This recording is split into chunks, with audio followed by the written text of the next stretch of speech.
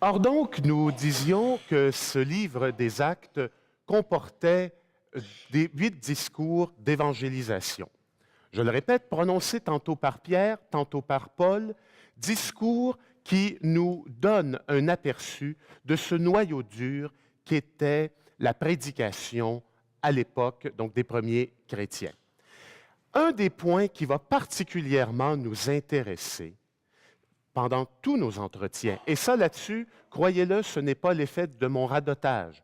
Je vais le répéter souvent, parce que je voudrais que ça entre, ça, au bout de notre parcours, c'est que ces discours seront prononcés tantôt devant des auditoires de juifs, tantôt devant des auditoires de non-juifs, ceux qu'on appelait à l'époque soit les païens, soit les gentils, mais c'est la même chose. Donc, juifs et non-juifs. Et un phénomène auquel nous devons être tout particulièrement attentifs, c'est que ce soit Pierre ou que ce soit Paul qui prononce ces discours, le discours ne sera pas du tout le même suivant que l'auditoire est juif ou que l'auditoire est païen. Autrement dit, les premiers évangélisateurs ont eu à cœur d'ajuster leur langage, d'ajuster leur discours en fonction de l'auditoire qui était devant eux.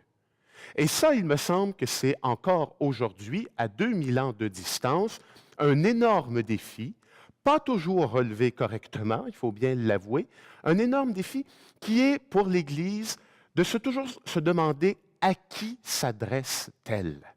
À qui s'adresse-t-elle?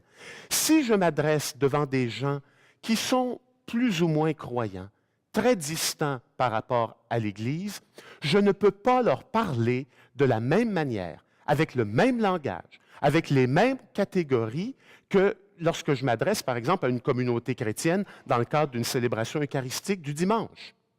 Si je vais m'adresser à un groupe de personnes aînées, de personnes plus âgées, dans un centre d'accueil pour ces personnes, ils ont connu un modèle d'Église, ils ont un modèle de la foi chrétienne, je ne dois surtout pas leur parler de la même manière que si on m'invite dans une école secondaire. C'est l'évident. Donc, autrement dit, cette réalité à laquelle nous devons être extrêmement sensibles, c'est la réalité de la culture. De la culture. Dans le livre des Actes, ça a été la culture juive et la culture grecque. Aujourd'hui, c'est quoi notre culture? Il y a la culture des jeunes, il y a la culture d'un monde qui se fait sans Dieu, la culture de gens qui sont distants. Alors, il y a toute une série, si vous voulez, de paramètres relativement nouveaux, et l'Église doit être attentive à ces paramètres. Alors, on y reviendra plus à fond, plus en détail, si vous le voulez bien. Voilà donc pour l'introduction. Ce qui me conduit, je vous le disais, à relire avec vous les toutes premières pages du livre des Actes des Apôtres, ces toutes premières pages qui concernent le récit de la Pentecôte, un récit extrêmement connu que nous entendons bien souvent. Alors, je vais prendre le temps de le lire, si vous le voulez bien, et je vais en faire quelques commentaires. Quand arriva la Pentecôte, le 50e jour après Pâques, ils se trouvaient réunis tous ensemble. Soudain, il vint du ciel un bruit, pareil à celui d'un violent coup de vent. Toute la maison où ils se trouvaient en fut remplie. Ils virent apparaître comme une sorte de feu qui se partageait en langues et qui se posa sur chacun d'eux. Alors, ils furent tous remplis de l'Esprit Saint. Ils se mirent à parler en d'autres langues, et chacun s'exprimait selon le don de l'Esprit. Or, il y avait séjournant à Jérusalem des Juifs fervents, issus de toutes les nations qui sont sous le ciel. Lorsque les gens entendirent le bruit, ils se rassemblèrent en foule, ils étaient dans la stupéfaction parce que chacun d'eux les entendait parler sa propre langue. Déconcertés, émerveillés, ils disaient, « Ces hommes qui parlent, ne sont-ils pas tous des Galiléens? Comment se fait-il que chacun de nous les entende dans sa langue maternelle? » Parthes, Mèdes, Élamites, habitants de la Mésopotamie, de la Judée, de la Cappadoce, Juifs de naissance et convertis, Crétois et Arabes, tous, nous les entendons proclamer dans nos langues les merveilles de Dieu. Ils étaient tous déconcertés. Dans leur désarroi, ils se disaient les uns aux autres, « Qu'est-ce que cela veut dire? » D'autres disaient en riant, « Ils sont pleins de vin doux. » Alors Pierre, debout avec les 11 apôtres, prit la parole. Il dit d'une voix forte, « Habitants de la Judée, et vous tous qui séjournez à Jérusalem », et là Pierre continue donc et prononce le premier de ses discours d'évangélisation.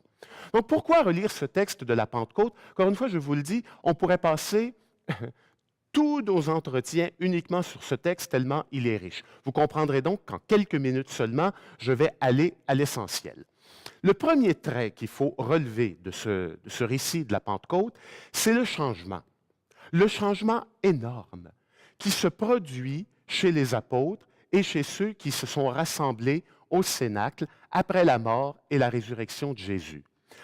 En toute bonne logique, on serait en droit de se dire, écoutez, ceux qui sont là ont accompagné Jésus pendant son ministère terrestre.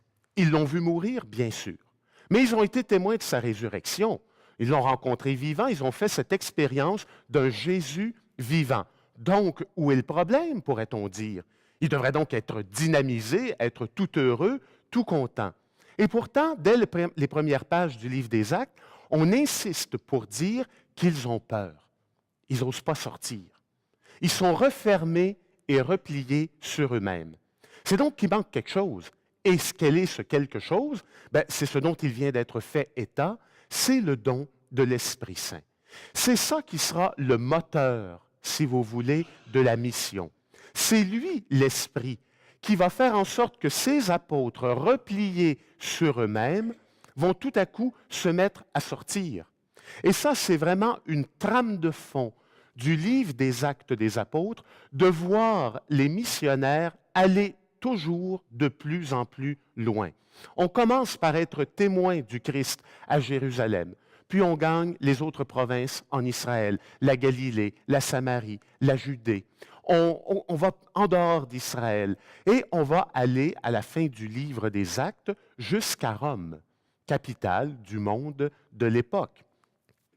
Et ce sera beau également de voir le parcours de Paul, qui va obéir exactement à la même dynamique, à la même tendance. Paul qui va commencer à témoigner auprès des Juifs, mais qui très tôt va se tourner vers les païens en allant de plus en plus loin, donc de là où il était parti. Donc, premier grand point à retenir de ce récit, l'énorme changement qui se produit au cœur de ceux qui reçoivent l'Esprit.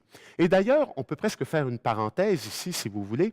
Souvenez-vous de l'attitude des apôtres aussi.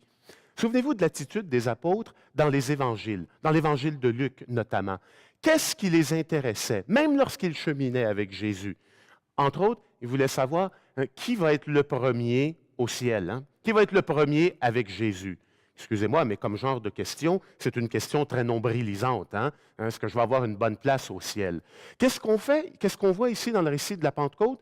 Des gens tournés vers les autres, non pas tournés vers leurs petites préoccupations. Poursuivons la parenthèse. Le premier qui va parler, c'est Pierre. Pierre qui pourtant, dans l'Évangile, avait renié Jésus 3 fois. Voyez donc un esprit de changement, un esprit qui rend dynamique et un esprit qui conduit à annoncer Jésus-Christ. Deuxième point, on ne peut pas passer à côté de ça quand on lit le récit de la Pentecôte, c'est toute cette idée que les gens entendent dans la langue qui est la leur. Ce n'est pas ici du parler en langue, donc un parler de louange. On dit bien que les apôtres parlent en des langues connues de l'époque. Et puis voyez la liste des peuples de l'époque qui sont donnés, les Parthes, les Mèdes, les gens d'Égypte, les gens de Libye, etc. Bien sûr qu'il y a, je dirais, il y a du Saint-Luc là-dessous, mais l'idée est exactement la même que celle que j'ai énoncée il y a quelques minutes. C'est-à-dire, on parle aux gens dans une langue qu'ils comprennent. On veut s'assurer, c'est pas tout, vous savez, d'avoir de beaux discours. En Église, on peut avoir de très beaux discours. On dit des belles affaires, des belles choses. Sommes-nous compris? Sommes-nous compris du monde? C'est toujours la question. Et là-dessus, je me permets de quitter les actes pour quelques secondes et d'en appeler à mon expérience d'Oblat de Marie Immaculée. Le fondateur des Oblats de Marie Immaculée, Monseigneur de Masnod, a eu un coup de génie et que je pense qu'on gagnerait à retrouver. Son coup de génie a été le suivant.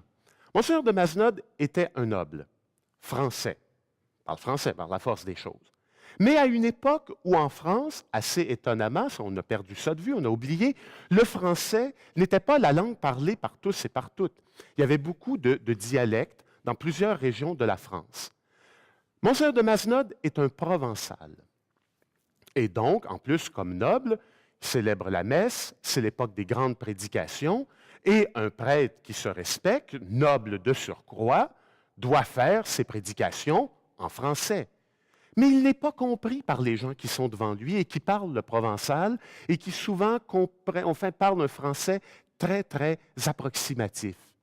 Et Monseigneur de Mazenod, jeune prêtre, va défier toutes les conventions sociales de l'époque, parce que c'est très mal vu et il se le fera reprocher abondamment, va prêcher en provençal, aux messes qui étaient célébrées très tôt le matin, à 5 heures, 5h30, 6 heures, pour les ouvriers, les employés, les petites gens qui voulaient venir à la messe, mais à qui il voulait donner une nourriture et être certain que cette nourriture soit comprise, qu'elle soit comprise. C'est exactement le même genre d'expérience qui est fait ici au moment de la Pentecôte. Je voudrais maintenant revenir au texte et rajouter un troisième élément. C'est la question de savoir, OK, on reçoit l'Esprit à la Pentecôte, d'accord. Pierre se met à parler, d'accord. Donc, en toute bonne logique, ce sont les apôtres qui ont reçu l'Esprit. Attention, le texte va dans une toute autre direction. Je relis simplement la première phrase. Ils se trouvaient réunis tous ensemble. Ils, le pronom personnel, troisième personne du pluriel, ce n'est pas dit juste les apôtres. Il faut donc remonter un petit peu plus haut dans le texte. Il faut remonter au chapitre 1 pour savoir, mais qui a reçu l'Esprit? Seulement les apôtres ou d'autres? J'allais dire, c'est ce que nous saurons la semaine prochaine. Nous prenons une petite pause et puis je souhaite vous revoir donc la semaine prochaine. Merci beaucoup et nous continuerons ce parcours sur les actes. Merci beaucoup. Cette émission a été rendue possible grâce aux partenaires et amis de Foi et Télévision chrétienne. Mais nous avons aussi besoin de vous. C'est pourquoi nous vous demandons de faire parvenir votre don à Foi et Télévision chrétienne à l'adresse indiquée à l'écran.